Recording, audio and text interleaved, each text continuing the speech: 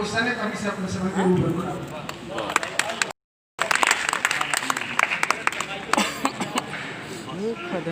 लोहा से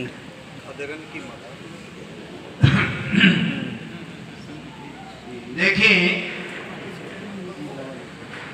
ये कविता के मथेला बात मानी बाबू लोहा सिंह पे जोड़ के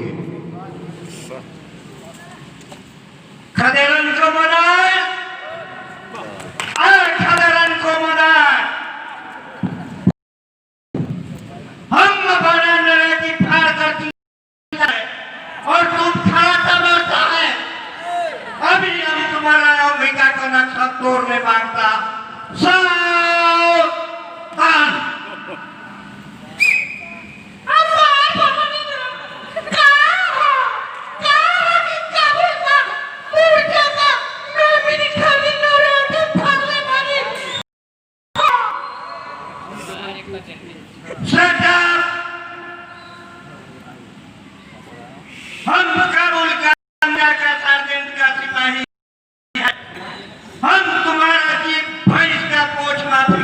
को नहीं मानता।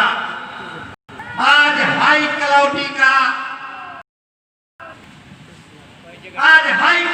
का 21-22 सितंबर 2019 राष्ट्रीय भोजपुरी महोत्सव गांधी जी का नाम लेकर central public school January road Chhapra में भोजपुरी को 8वां सूची में ठुकाने वास्ते आगे तेगवा बहादुर पिलकुआ सिंह के गांव जवार के बाबू राजेंद्र सिंह पुष्कर शाहबादी राही डॉक्टर कमल कुमार सिंह यहाँ के doctor director Harendra Kumar Singh doctor Uma Shankar Prasad Sahu Abhay Nirbhay Bejor Shastri जौहर जय गुंजन एंड मैनी भोजपुरिया जवान दंड बैठक सपाट मारता है और हमारा मेमिन खराटा मारता है।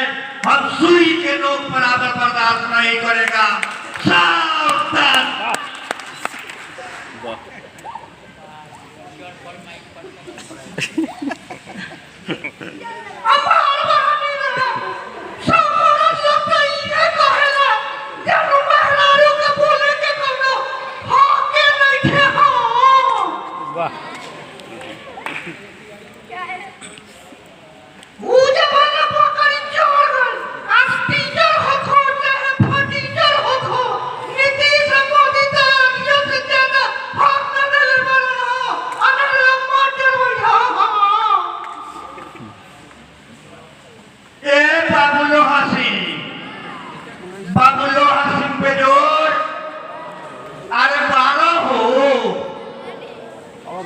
फाटक बाबा आई जाओ झुटकिली का कदम का ब्रेक डाउन है।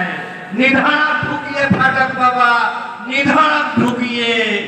हम गोर नहीं लगने मांगता हम सैल्यूट मारता है।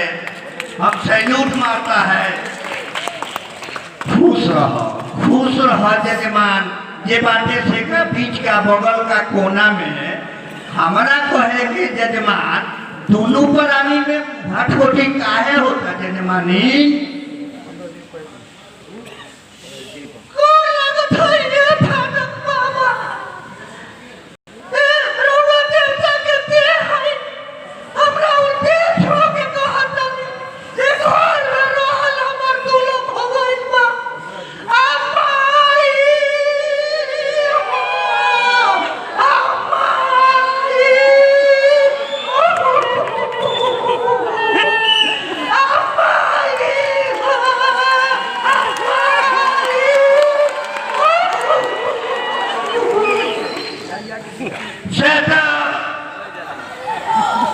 हम काबुल का मोर्चा का सार्जेंट का सिपाही है और हमारा मेमिनास के रुआई का बिगुल बजाकर 8वां सूची में भोजपुरिया पहलवान के 10 बैठक में बोधरेशन मारता है।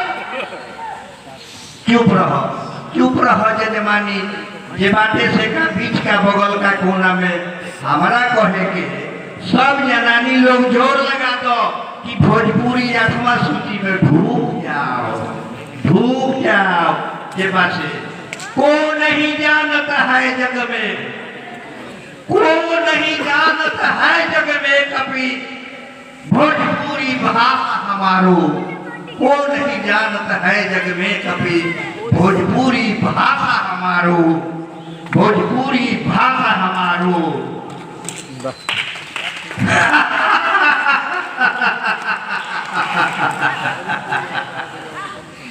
शाबाश शाबाश फाटक बाबा, रउआ तक ज्ञान के गगरी, अकिल के अलमारी, बुद्धि के बटलोही है। ऑल राइट आप हमारा मेमिन को भोजपुरी को 8वां सूची में के मुर्जा पर तिरंगा फहराने को तैयार कराया। चल आगे बढ़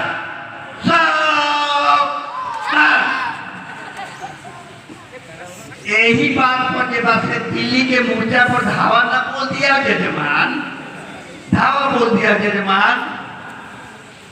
फाटक बाबा बात मानी बाबू लोहा सिंह पे जोड़ के, बात मानी बाबू लोहा सिंह पे जोड़ के सत्ता से गिरा दी उन्नाती ने तो छोड़ के, जब कदर ना करे भोजपुरियत का लोड़ के।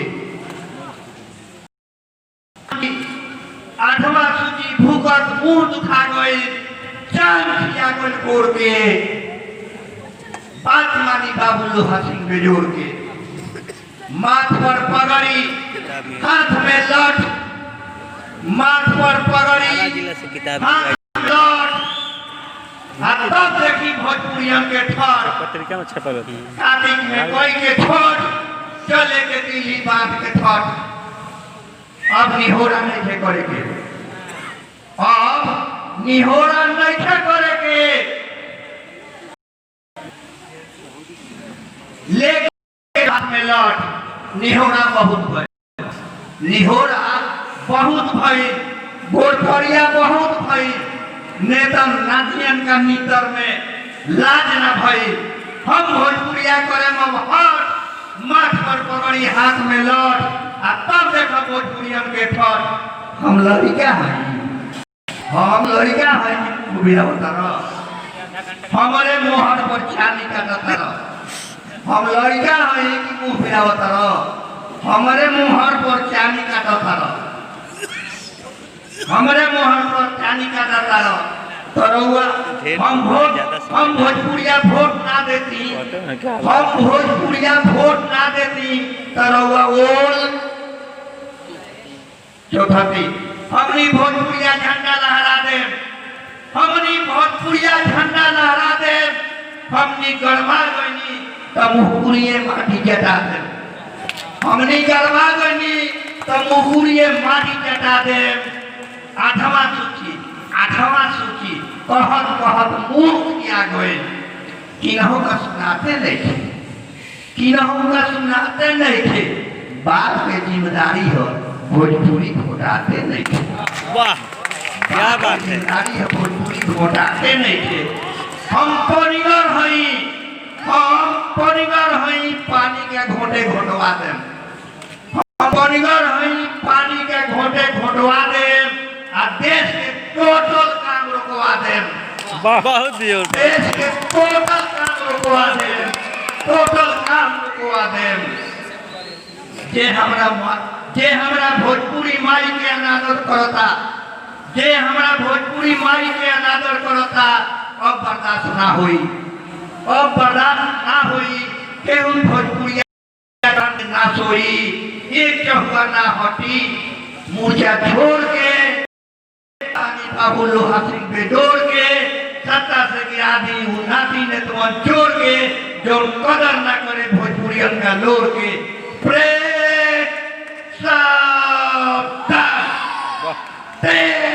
चल लेफ्ट राइट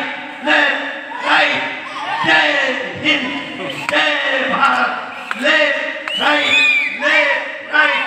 जय हिंदी जय भोजपुरी।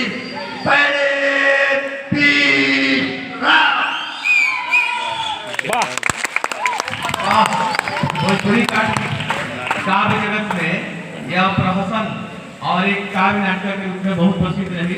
यहाँ की प्रस्तुति हम पहली बार देखे तनी, हालांकि पिछला बार भी हम राष्ट्रीय महोत्सव में आए थे, छपरा आए थे, लेकिन देखे कि हमारा सौभाग्य ना मिला।